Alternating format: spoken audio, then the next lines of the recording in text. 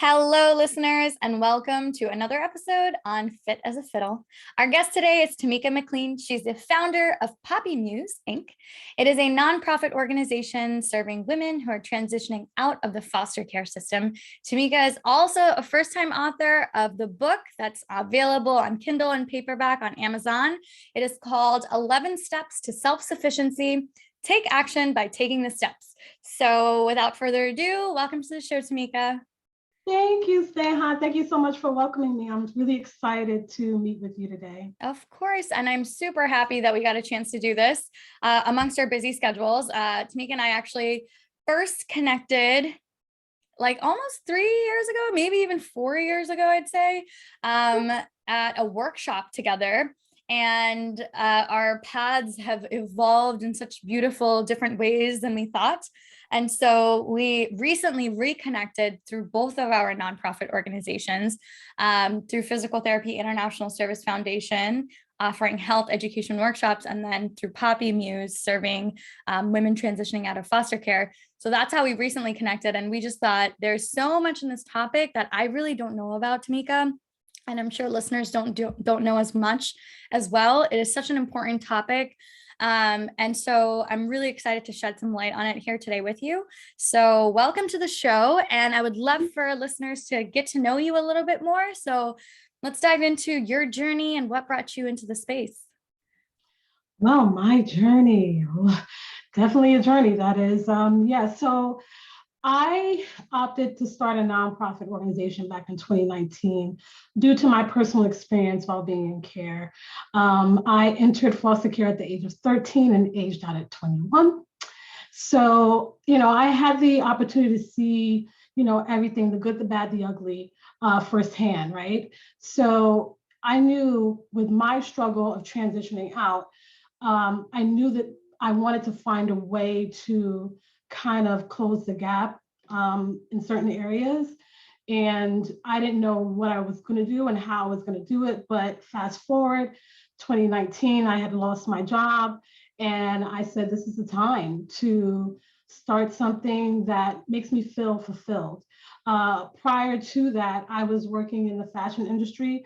I was a logistics manager for about 4 years at that point. And I loved it. It was great.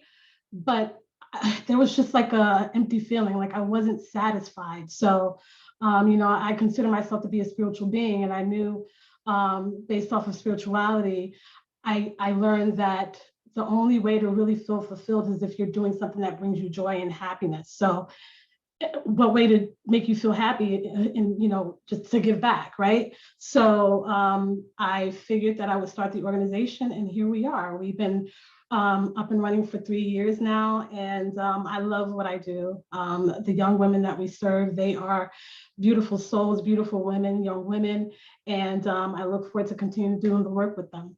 Amazing.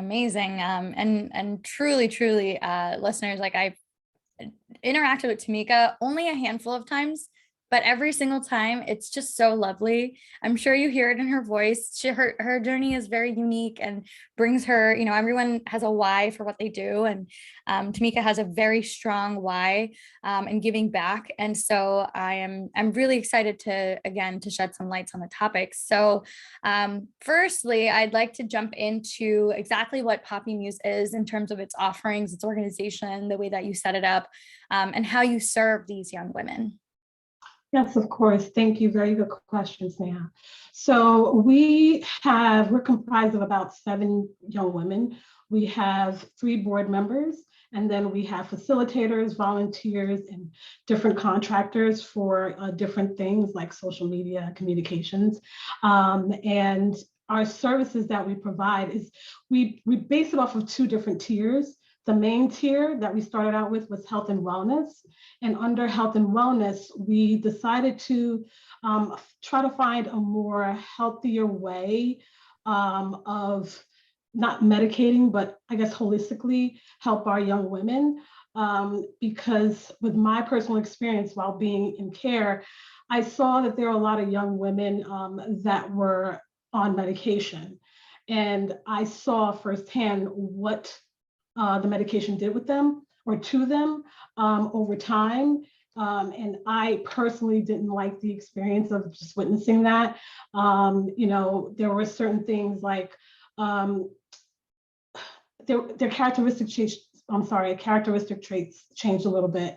There was this young woman in particular, like she became more introverted. She wasn't as happy or as lively as she was prior to the medication. And then she ended up with eating disorder, and it just spiraled from there. So that was just one instance. So I knew when creating this health and wellness program that I wanted to find a more healthier, holistic way in treating our young women in foster care, because it seems like in foster care, the first thing that is handed to the young women or young men when seeing a doctor is medication.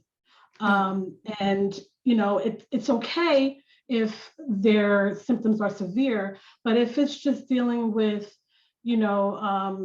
temporary behavioral issues, things of that nature, I feel like we should dive a little bit deeper and really speak to the individual or the young adult at their level and figure out exactly what it is that's really bothering them, what it is that is really making them have different moments of depression or anxiety and things of that nature. So pretty much I wanted to find a way to get to the nucleus of the problem through meditation and mindfulness sessions that we have with our yoga facilitator, Sav. Lucia, and she's been amazing. Our girls love our sessions. They come out feeling amazing, and we talk about it all the time. So that's health and wellness. Again, we do meditation sessions, we do wellness sessions, we also conduct yoga sessions as well.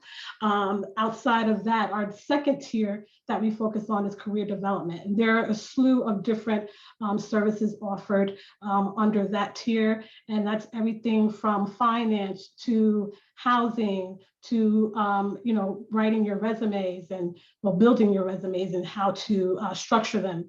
And we also do things like fun things like we just brought it on board. We just started this program and it's cooking. And then we also offer cosmetics as well. So we're trying to expand every year. We're trying to expand our services and programs to make it more fun and more interesting for the youth, because we're dealing with a demographic of young women that are between the ages of 16 and 27 and beyond that, actually. I have a thing where, because I'm so connected to this mission and I understand, a lot of the things that they deal with, I can't personally turn my back on a 30-something-year-old woman that needs my support and help. So although the age may say on a website, we stop helping you at 27, that's not true. So if you need help, you can be at any age. If you need any type of resources, assistance, word of advice, wisdom, anything, we are open and willing to assist you on your journey to a successful, healthy life for yourself. So. Amazing, Tameka. I wanted to touch on something you just brought up, which was kind of like the mental health side of things, which is just so important for us to talk about with everything that's going on in the world. Whether you're in the foster care system or not, it's just really a pandemic on its own. And something that you just brought up was slapping people with a medication and not actually giving a chance for the, however this mental health is manifesting, whether it's behaviorally or whatever ways that it's manifesting, to really get to the, like you said, the nucleus of the problem. What is it, because we're talking about women leaving the foster care system, and from your experience, I'd love to touch on the real intricacy and the nuance of the experience of the individual in and out of the foster care system linked to the mental health and everything that's going on with the pandemic. Okay, yes, I can definitely shed some light on that. So, I feel like this is a topic that we can discuss all night. Yes, we can.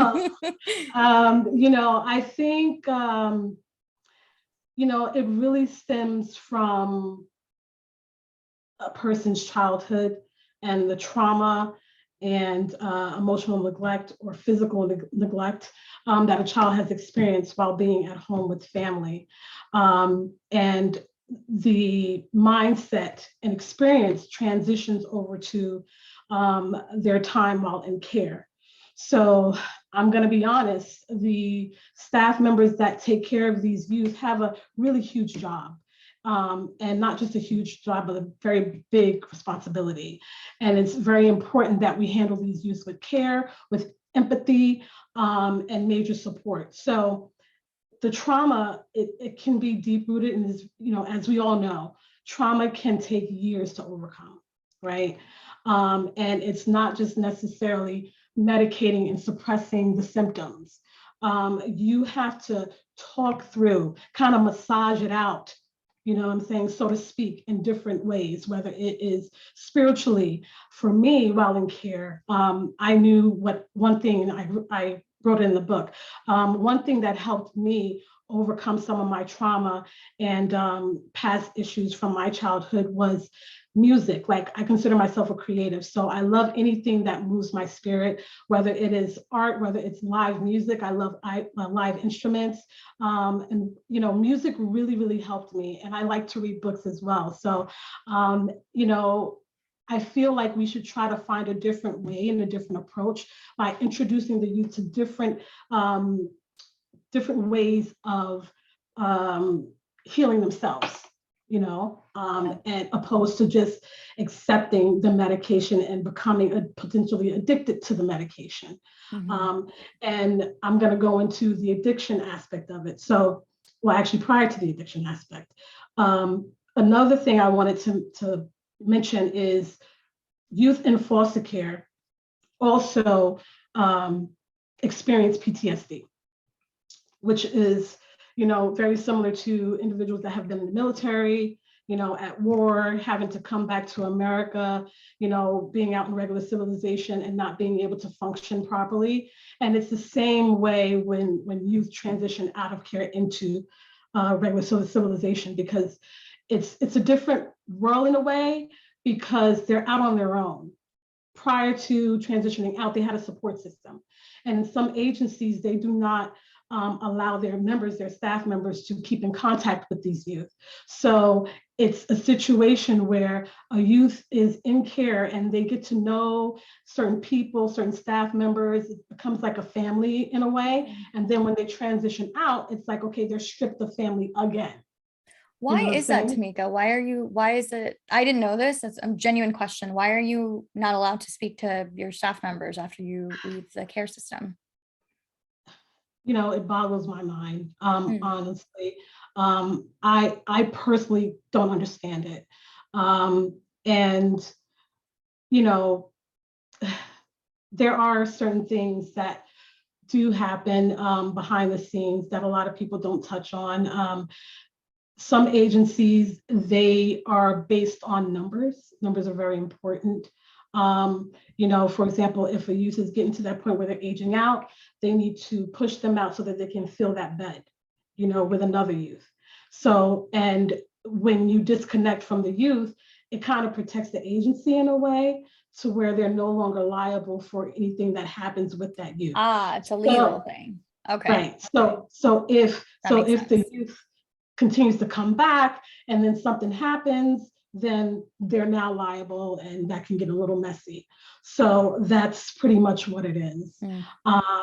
So yeah. It sucks, but it is what it is. Yeah. Yeah. And I personally, I don't agree with that. There are other organizations out there that have developed transitional programming where they do and may stay connected to some of these youth, but not all organizations have adapted that process. So. Got it. Wow. I hope I answered your question. No, you did. You did. I'd love to also dive in, because we just talked about mental health and the unique challenges, and that makes a lot of sense to me, the way that you just described it. What about in terms of, I'm sure, I mean, you wrote a book on this. So are there things that are like, financial, wage gap, those kinds of things that we see? Like, obviously women are already at a disadvantage coming into the workforce, just in general, period. But what is this additional layer being out of the foster care system, how does that impact one's like financial and career growth as well? Well, I'm going to honestly say, I feel like agencies have gotten better over time, over the years, when it comes to creating financial workshops and seminars for these youth. So resources and more finance resources have become more available to youth nowadays. So honestly speaking, there's no reason why a young adult can't comprehend how to balance a checkbook or understand how to function financially while out on their own. And we have the World Wide Web as well. So it really depends on the young adult or youth themselves. And it also depends on their learning ability too. So some youth suffer from ADD, and other different type of psychological or mental health issues. And that stems from trauma sometimes. So, while in class sessions, they may not have the mental capacity to really focus. So did I say ADD or ADHD? You said ADD, but we understand it could be ADHD. Yep. So, again, I really feel like for the youth that struggle with getting through school, they need extra attention and extra support. But when it comes to managing their finances, the resources and the help is out there. They just have to want to do for themselves, And one thing with Poppy Muse is that we help you if you want to help yourself, And I'm a firm believer in not using your past experience as a crutch or a way of not being able to do something. If you have the mental capacity to want to do well for yourself and become successful, you can really do it. You know what I'm saying? And there's no excuse. So, and we definitely make sure that our young women who come on board understand, like, listen, if you want to do the work, we're here with you.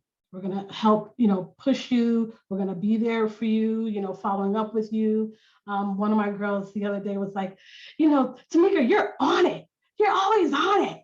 Like, we meet every Thursday, this young woman, and she was like, you don't miss a beat. But, we're definitely focused on making sure that these girls are on task with whatever it is that they need to do, whether that's handling their finances, reaching out to different, financial resources to help them with whatever it is that they need. So. Yeah, absolutely. So tell us a little bit more about your book. How is it structured and what was your goal in writing it? So the goal was to create a guide for former foster youth. Again, not all agencies supply these youth with all necessary resources to sustain themselves and to become sufficient. So I opted to give them what I didn't have. And that was just an overall guide that helped them with everything from spirituality, the importance of having some type of spiritual connection with whatever source you decide to, go with, whether that's God, Allah, Buddha, whomever. Choose one, pick it, create your own situation, do what you do. So spirituality is huge. And then from there, I talk about their Bill of Rights, the Bill of Rights. And it's very important that youth know what their rights are while in care, because sometimes when they go into the system, staff members, again, my hat goes off to them. They have a huge responsibility and they get very overwhelmed. A lot of them are underpaid. And they get very stressed out, and sometimes they may overlook things, right? So it's very important that I help them fill in the gaps, like I'll pick up wherever the social worker, may have overlooked, whether that's them, not being able to educate them on finances, or, what schools would be best for them because they are in foster care. Foster care youth nowadays, they can get a free ride, especially if they choose to go to a state college. So I want to make sure that they were educated about that. And then in addition to that, I also talk about, nutrition, a little bit about nutrition, what's best for your body, in my opinion, because I am not a medical professional at all, but I knew and know what works for me. So I shared some things that worked for me. I shared things that I may have learned over time and didn't use for myself. Simply because even though I may have not picked up on these certain things and used it for myself, I still want you to be better than me. So I'm going to educate you on things that I think you should know and things that you may not be learning while being in care. So nutrition, as well as, taking care of self in every aspect, your mental health, your physical health, your financial health. Yeah, and that's pretty much it overall. Well, you just made it seem like that was it, but that was a lot, and that is incredible. How long did you write the book for? It took me roughly 8 months, and Wow. yeah, self-published. I generated a publishing company for Poppy Muse, so it's Poppy Muse Publishing and Co. So for all foster youth that want to write their first book, please hit us up. We're willing to help you with that process. I mean, force of nature. That's what Tameka is. Look at you. This is amazing and incredible, Tameka. I want to maybe lastly just also just touch on anything that you find is relevant for individuals who are not your target population. They're not foster care youth, but for the general population, what are things that you would want to share with them? Maybe misconceptions or things that you just feel like people should be aware of when it comes to this topic, the work that you do, what you stand for. Yeah. Great question. In my book, I actually mentioned, and I actually, you know what, I'm going to read a page from there, if that's okay. Is that okay? Yes, of course. All right. By the way, listeners, Tameka just told me at the start of the show that she has the book because I told her I typically like to read the book. And she just like very humbly was just like, oh yeah, I have a book, blah, blah, blah. I'm like, oh my goodness, that's what we should be talking about too. So here's a treat for the listeners, a part of the book. I am so sorry about that, but I thought you were like following me and stuff. I thought you knew. I thought I should have known too. But it's all good. It's all good. Hold on one second. So in my book, I mentioned a certain few things. And one thing is I want the public to know and understand the reasonings behind, the why and why youth are placed in homes. So a lot of people feel like foster youth or former foster youth, they're trouble, they're big trouble. Oh, they're violent, they're criminals, they just run the street, act, outlandish, don't have proper morals and values, so on and so forth. And the reason why is not because they didn't enter the system because they were just bad. You know what I'm saying? Or they didn't behave right. They had behavioral issues or they were runaways. Sometimes you do get runaways in the system. Yes, you do. And for the youth that do commit crime, they go to juvenile detention centers. There's a special place for youth that, have a bad habit with, or an addiction to the streets, so to speak. So the four reasons, the main four reasons as to why youth are placed into care is one, due to neglect of family.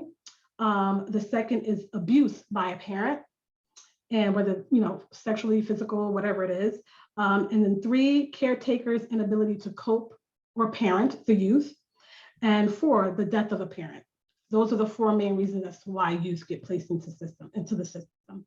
So I just really want, the public to understand that I would ask that you hold your criticism and judgment when it comes to, interacting with a young adult that has come from an underprivileged background or foster care, opposed to criticizing. Just have a nice, normal conversation if you feel the need to, and simply ask them their why.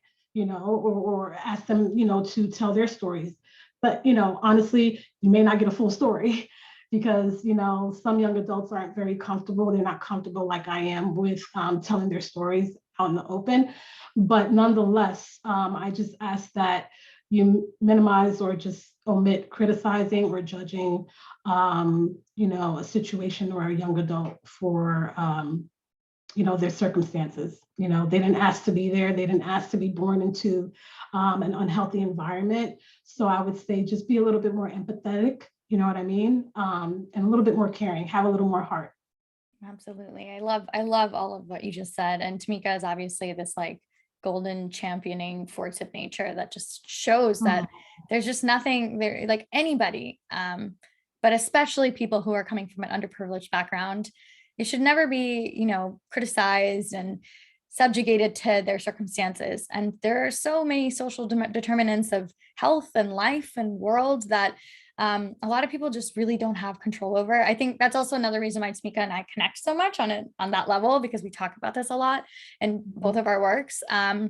But I'm overall just grateful to have you be a friend, a colleague, and for the work that you do. I'm so excited to see you flourish and make Poppy Muse bigger and better every year, every decade. I know that this is something that you're going to stick to forever, because your roots and the why in all of this, I'm getting the chills right now, it's so deep, and I appreciate the space that you hold in my life and in this world as well. So thank you so much. Oh, Sneha, you're such a beauty. You are welcome. I am so grateful and gracious for you, starting this platform yourself. You are doing very well. I'm very proud of you, proud of your organization.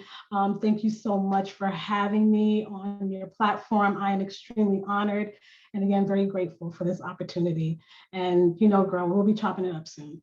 Of course. All right. Quickly tell us, if people want to learn more, what's your website, social handles, things like that? All right, so website, we have two. We have www.poppymuse.org. The second is for the book, 11stepstoself.com. And if you want to purchase the book, you can get that on amazon.com. It's available via Kindle and paperback. We are on IG. Our IG for Poppy Muse is poppymuse.org. And the IG for 11 Steps is 11 Steps to Self.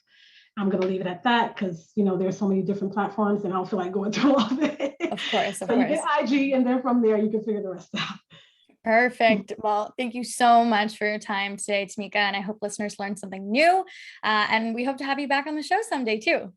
Thank you. I'm sure I'll probably be back on. But thank you, Sneha. I really appreciate you. You're an amazing soul.